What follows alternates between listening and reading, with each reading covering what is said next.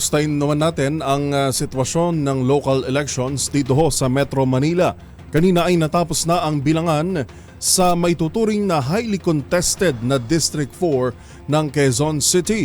Ang naging resulta ihahatid sa atin live ni Val Gonzales. Val.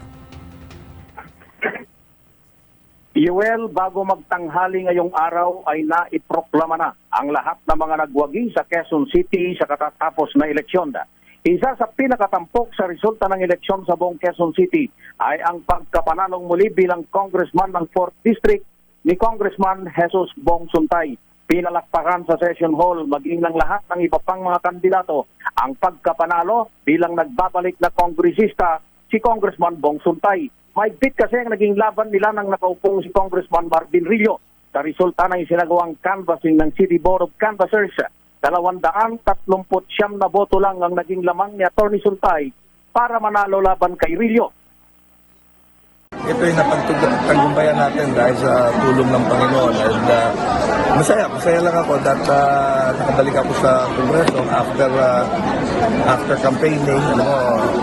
Sa very rigorous campaign, bagamat nakakapagod, nakakatuwa rin naman seeing the people at saka yung mainit na pagtanggap sa ating mga tao na matagal ko na rin pinagsisilbihan.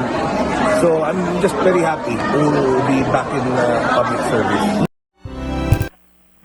Yuel, tanging ang District 4 sa 6 na distrito ng Lungsod Quezon ang mayroong bagong nanalo na kongresista. Nanalo lahat ang mga nakaupong congressman maliban kay Congressman Marvin Rillo. Sa District 1, malayo ang agwat ng boto ni incumbent Congressman Arjo Atayde.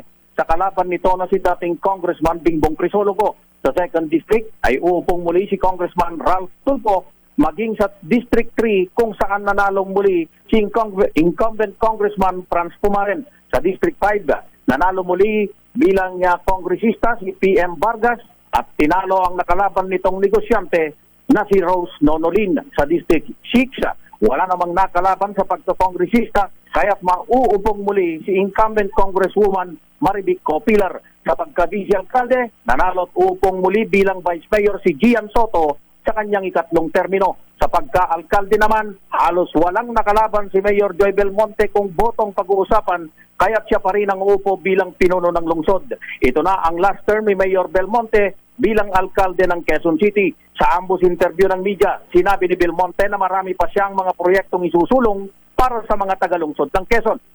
Gusto pa natin isulong ang good governance kasi sa pamamagitan ng good governance, naitataas natin ang pondo ng lungsod dahil inaalagaan natin ang mabuting kabalambayan. No?